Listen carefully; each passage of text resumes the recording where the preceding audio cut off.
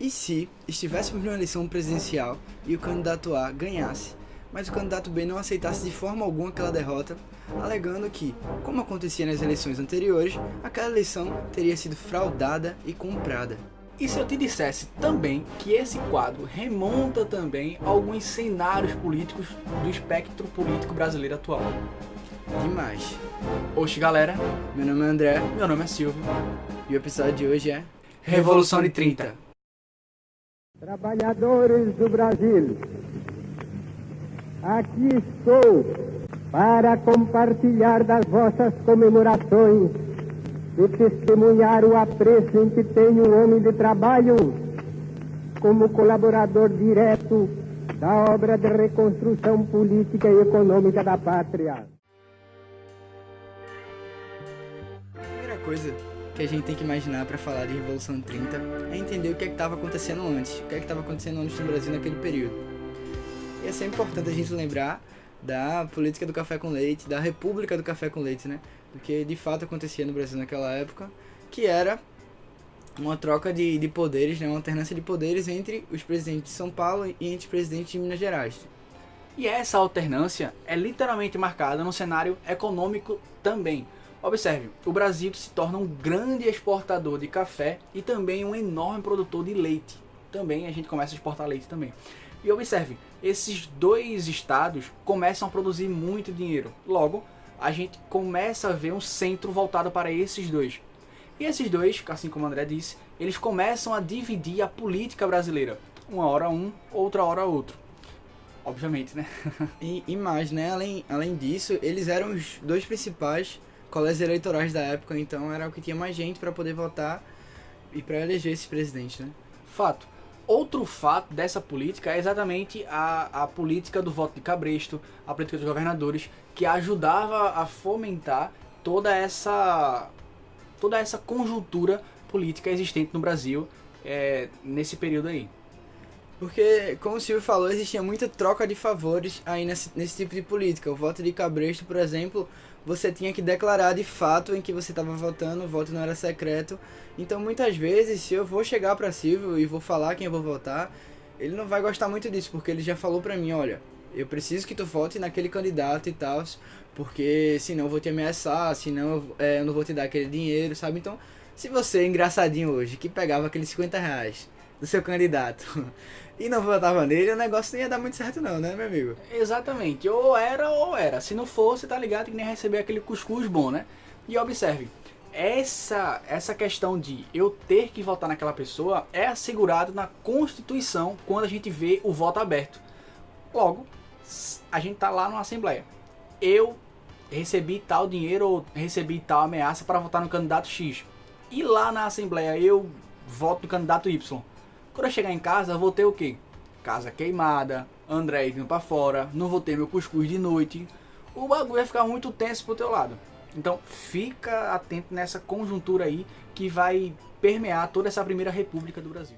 E por isso que Vargas, como nunca foi besta, usou como argumento toda essa questão das fraudes que já tinham acontecido nas eleições passadas e que não era nada mais nada menos do que uma repetição que teria se dado nessa eleição que ele disputou.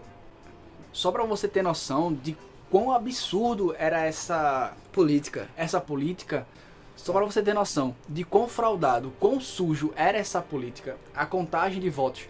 Vamos fazer uma analogia simples de casos que ocorriam. No colégio eleitoral, tinham 400 pessoas cadastradas. No final da contagem desse colégio eleitoral, do nada, simplesmente aparecia mais de 1.200 votos nesse colégio que só tinha 400 pessoas. Aí eu te pergunto, como é que foi isso? Fraude.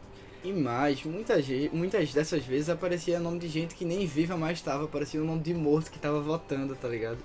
Então Só foi. Era uma coisa muito louca e eles sabiam, né, do que estavam fazendo. E isso tudo tinha uma função que era manter aqueles governadores sempre no poder, que era sempre conseguir manter aquelas pessoas no governo. Então, assim, esses caras tinham muito medo da oposição, né, de quem iria chegar no lugar. Exatamente. E um movimento que vem crescendo no Brasil, basicamente ali em meados da década de 20, é justamente o movimento tenentista, que vem para tentar contrapor todo esse movimento do café com leite. Que Entretanto, eram basicamente um movimento de jovens militares, né? Oficiais e intelectuais universitários da época que queriam formar essa... mas como a gente vê ao longo da história, tudo que vai de encontro ao governo não recebe um beijinho, recebe muito mais um murro e tamo aí. Foram presos e por aí vai.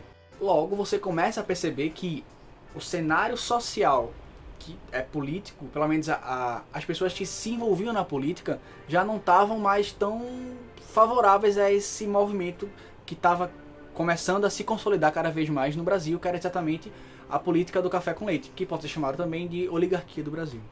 E aí nesse contexto, né, nessa política do café com leite, a gente tem... Olha, existia esse acordo com Minas Gerais, existia esse acordo com São Paulo para eles alternarem o poder da presidência da República. Só que vai chegar uma hora que esse acordo não vai dar muito certo. Por quê? São Paulo, ele vai ter o presidente, né, Washington Luiz, que estava eleito na época. Só que Minas Gerais vai dizer, olha, tu elegeu teu presidente, né, agora é a minha vez de eleger, agora é a minha vez de botar o presidente. Aí São Paulo vai dizer, então, é que dessa vez não vai rolar, amiga. Dessa vez... Dessa vez não vai rolar, não. Olha, é o seguinte, a gente tá pretendendo aqui, eu tava pensando, né, eu São Paulo... Vamos precisar indicar outro presidente aí pra República, não vai rolar não, essa aliança mais não. Então, assim, Minas Gerais vai ficar simplesmente emputecida, né? Porque, de fato, estava ocorrendo essa alternância e São Paulo quis simplesmente acabar com isso. É literalmente acabar com o cuscuz para você pôr o leite lá. Ficou muito tenso essa situação para Minas Gerais. Minas Gerais olhou e falou, Migues, vem cá. O bagulho é meu e tu não vai querer me dar... Cartão Catan, sai na hora. Partiram para o barraco. Então, meu parceiro, Minas Gerais começou a dizer, ei, se eu não entrar aí, vai ficar muito tenso a tua situação aí, cara. Me deixa entrar, Miss. Por favor, cara. E São Paulo falava o tempo todo, o Partido Republicano de São Paulo, o Partido Republicano Paulista, falava o tempo todo, Migs, relaxa o bigode, fica na tua, eu vou administrar isso aqui. Por quê? Observe que, como eu disse lá no início, o Brasil estava exportando muito café. A nossa economia basicamente era em cima do café. E em 1929, a gente tem o que nos Estados Unidos, que afeta basicamente o mundo? Exatamente. Não. Exatamente. A crise da Bolsa de Valores de Nova York. Né? Fato. Essa crise de 29 vai mexer com todo o aspecto econômico do mundo, que pelo menos participava junto com os Estados Unidos. Então existe uma quebra enorme aí, e o café começa a se desvalorizar. Então a galera cafeicultora precisava manter mais alguém no poder nessa época para conseguir manter o café forte. E Minas Gerais não entendeu essa necessidade e queria sim assumir o poder. Então ficou essa disputa giga enorme entre republicanos paulistas e republicanos mineiros. E nisso é importante ressaltar que Minas Gerais ficou com raivinha. Então a primeira coisa que ela foi fazer é procurar gente pra ficar com raiva junto dela. Ela chega simplesmente na Paraíba, né? E fala o seguinte, um cara chamado João Pessoa, e vai dizer, João Pessoa, temos uma proposta. Você viu que São Paulo nos traiu, estamos nos sentindo traída, mal amada, e precisamos de alguém pra estar junto com a gente. Se você apoiar a nossa chapa, eu lhe dou um cargo de vice-presidente.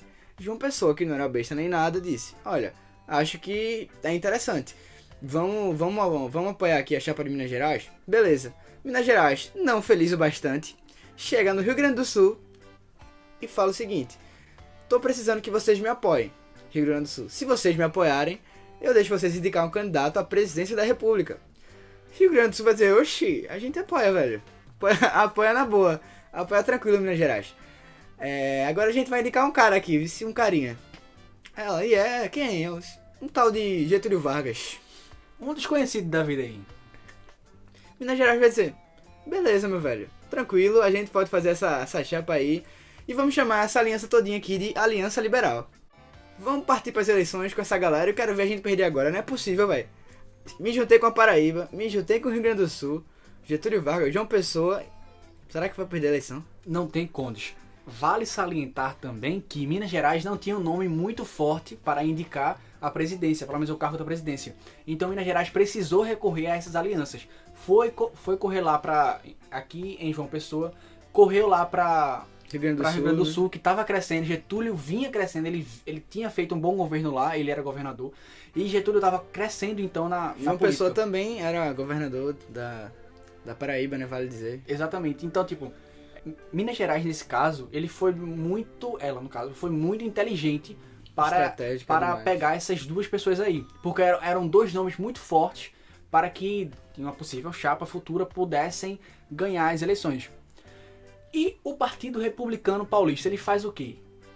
Ele joga nomes também aí dentro. E ele joga um nome que até então estava surgindo também muito Exato, forte, exato. que é justamente o nosso querido, Júlio Prestes. o Bonito. O bonito, a gente tinha assim, a gente tinha a candidatura de Washington Luiz se encerrando, né? E tinha um novo cara indicado pelo Partido Republicano Paulista, que era Júlio Prestes. Esses caras vão disputar a eleição presidencial. Getúlio Vargas como presidente numa chapa, né? E o vice de uma pessoa, e Júlio Prestes como presidente na chapa paulista em outra. E aí você pensa, não tinha como dar errado, como já disse. A gente tinha uma popularidade gigante de Getúlio Vargas. Sem condes, sem condes. E João Pessoa também. Aí você pergunta, como é que essa eleição deu pro outro lado? Júlio Prestes foi o ganhador. Como, cara? Cara, isso é um jogo de cartas marcadas. Não tem condes Getúlio perder. E foi assim que Getúlio sentiu. Ele falou, cara, eu povo sou me ama. amado. Não é possível que eu perca essa eleição. Eu sou o pequeno, cara, mas eu tenho moral elevada. Como é que eu perdi pra esse cara? Meu nome é Getúlio Vargas. Eu tenho uma vaga no governo já. Meu Deus. Foi boa. Ai, Eu tenho uma Vargas no governo já. Como é que essa vaga, ou melhor, como é que essa Vargas não foi minha? Fica a questão no ar, Getúlio questiona um absurdo e o seu vice, João Pessoa, vai junto Só nessa pode ser onda de aí. uma maneira, né? Só se o Júlio não Prestes.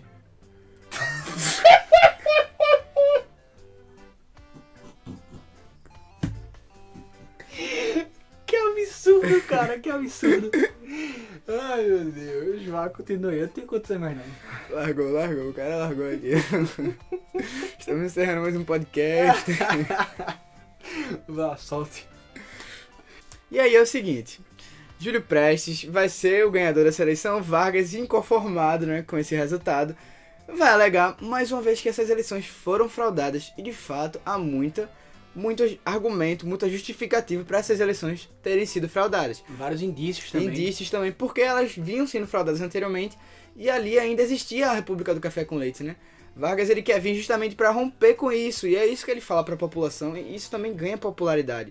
Porque ele diz, ó galera, eu quero acabar com esse negócio de um presidente de São Paulo, um presidente de Minas Gerais, acabar com esse negócio de volta de cabresto. A gente tem que fazer de fato um negócio honesto, seguro aqui e fora essa corrupção. Exato. Então, Vargas vai contestar isso, né? Vargas vai contestar isso de diversas formas, mas o fato que vai mudar tudo isso é um enorme aqui. Porque como a gente disse E aqui no lá Nordeste, né? Exatamente. Como a gente disse lá no início, Vargas estava precisando alguma coisinha para ser a gota d'água, para ele poder, enfim, questionar isso de vez. É como se Vargas tivesse as 7 esferas do dragão, mas não soubesse invocar Sheilone. De que serve? Nada, cara. Até porque não precisa invocar não, é só, né, juntar as bolinhas lá. Então, essa alusão é muito importante que a gente precisa para entender a história do Brasil nessa época. Assim, eu me sinto lisonjeado de estar aqui consigo, participando desse momento. Né? Não é não, Silvão? Ganso. Minha gente, não tem por que isso não. Meu irmão, assim, quando a gente decide gravar o podcast, passa uma feira aqui. Passa, Do pô, lado, passa. meu irmão. Ah, já passou um cara vendendo jumento aqui. Jumento. Quem que vende jumento na rua, pô? O cara tava aqui, ó, jumento falante. Vá. Então é o seguinte, vocês têm que lembrar que João Pessoa era o vice de Getúlio Vargas. Só que João Pessoa era raparigueiro. Raparigueiro não, ele era o dono da raparigagem, é diferente. Meu filho botou Gaia num tal de que um cara que eu não esqueci o nome, que não é importante. Exatamente. Nesse cara aí, É. o cara Bilhocha. ficou pistola, bilhocha. Pistola Pistola ficou demais, pistola. velho. Imagina, o cara botou Gaia em tu, aí tu chega pra mim, ó, tu botasse Gaia em mim. Só pra constar aqui, há indícios de que João Pessoa seja o Catra do século XX. Há indícios, né? Há Fortes. indícios, Estudos fortes, exatamente. comprovam. Exatamente. Então, João Pessoa, moleque solto, certo? Já tendo colocado a gaia em quem? Billy Ocean. Billy Ocean. Sentou no seu barzinho e foi tomar o quê? Uma bela serva. Tomando a sua Da serva, boa, ou melhor, o seu Danone. Chegou esse cabinho aí, perguntando, questionando Pessoa, João. E aí, João Pessoa? Eu fiquei sabendo aí que tava botando gás em mim, tava comendo a minha mulher. Rapaz, eu não lembro disso não. Não? Na verdade eu lembro, foi bom. Ô, cara, tu tá tirando onda com a minha cara? Não, foi bom mesmo, velho. Peguei ela, foi uma noite Tu tem incrível. vergonha de estar falando isso pra mim, não? Foi sem Ô, querer, João velho. Pessoa. Mas eu tô arrependido. Olha, Eu tô arrependido. Comigo não tem sem querer, não. Comigo a gente vai se resolver na bala. Eu vou Tá! morri.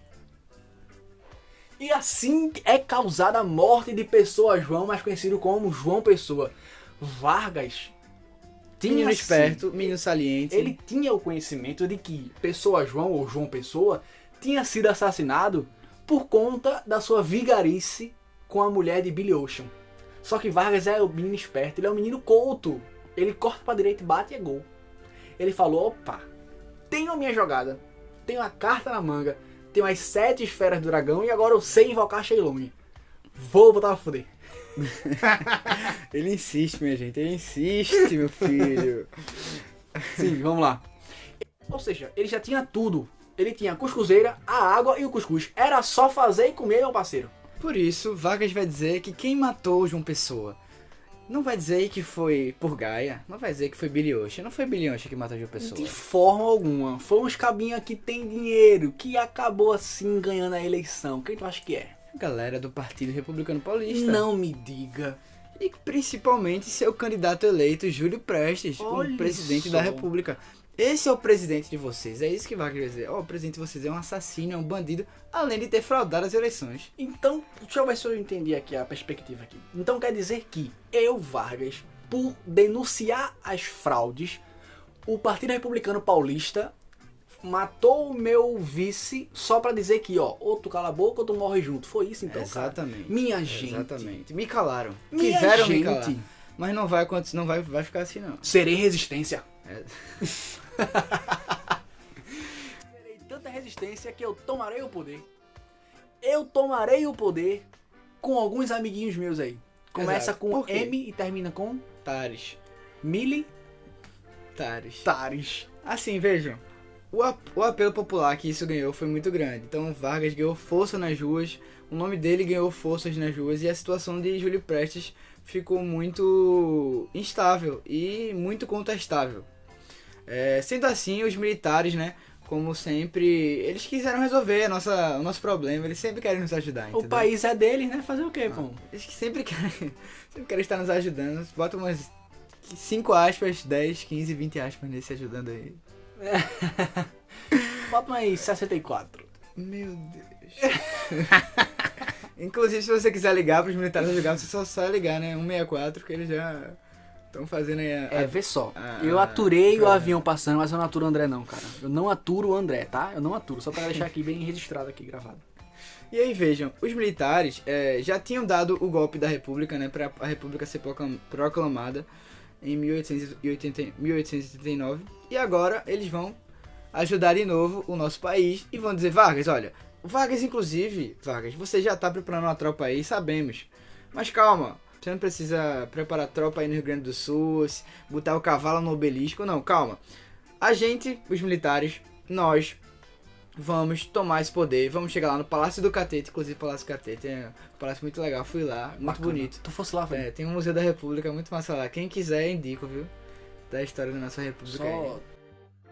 Então, aí vejam, esses militares, eles vão justamente tomar o poder lá no Palácio do Catete, fazer uma junta governativa provisória e tirar Júlio Prestes. A princípio, Vargas não vai chegar a esse poder, porque os militares eles vão passar um tempo aí governando e vendo qual é a melhor opção para o país. Depois de alguns meses, eles vão colocar Vargas no poder, e aí, de fato, Getúlio Vargas assume diante de toda uma questão, todo um contexto que teria sido acontecido. E por isso a Revolução de 30, ela tem que ser bem contextualizada. Né? Veja, a gente pode tratar a Revolução de 30 ou até golpe de 30. Exato. É uma perspectiva aí. Existem vários... E observe, a parcela da população que apoia Vargas é giga enorme. É maravitopster. É muito grande. Essa palavra, maravitopster. É muito bom, né? Muito bom, né? Não vocabulário aqui. É um novo. Sim, aí vejam. Existe uma parcela giga enorme que está apoiando essa ida de Vargas até o poder. Então a gente começa a entender aí o quanto que esse cenário social e político está dividido entre aqueles que apoiam e aqueles que não apoiam. Basicamente os que apoiam são os próprios paulistas, tá? Então a gente vê aí como se findou, como se resultou essa Revolução de 30. Vargas assume o poder em 30 ainda, tá? É bem no finalzinho do ano mesmo, mas ele assume em 30 ainda. Então é com essa Revolução de 30, ou golpe de 30, que Vargas começa o seu período que chamamos de Era Vargas. Esse período tão... chamada Era Vargas, que o miserável governou por 15 anos. Só 15 anos. Só 15 anos. Por 15 anos o nosso amado Brasil. Exatamente. Assim, então pra fechar a gente viu que Getúlio Vargas chega ao poder em 1930 com a ajuda dos militares, com o apelo popular. E aí começa o seu chamado governo provisório. Exatamente. Que é a primeira fase da Era Vargas, que não veremos aqui. Né? Porque é uma outra história. É uma outra discussão, exatamente. Precisamos de uma outra contada, né? Então, no próximo podcast, se vocês quiserem e pedirem, estaremos aí continuando também a questão da Era Vargas. Realizando essa boa conversa sobre o que é história. E já nos desculpem aí pela demora. Sim, pelo segundo podcast, né? Tivemos aqui umas semanas meio corridas, complicadas. A culpa foi de André. Não, mentira, não foi. Foi. Ele tava fazendo uma cirurgia plástica. A culpa foi de Silvio, que mora do outro lado do mundo.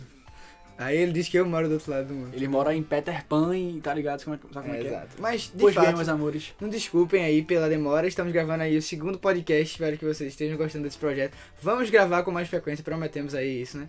Vamos lançar outro episódio aí depois. Exato. E é importante também que vocês deem sugestão e dica do que a gente pretende Chega aí e gravar. diz, olha, Exato. grava tal coisa, não grava isso não, tu é feio, Exato. André precisa de uma plástica, Então, e por aí vai, né? Obrigado por mais uma audiência. Um beijo Um cheiro enorme e até a próxima. e que a história esteja com vocês. Exato.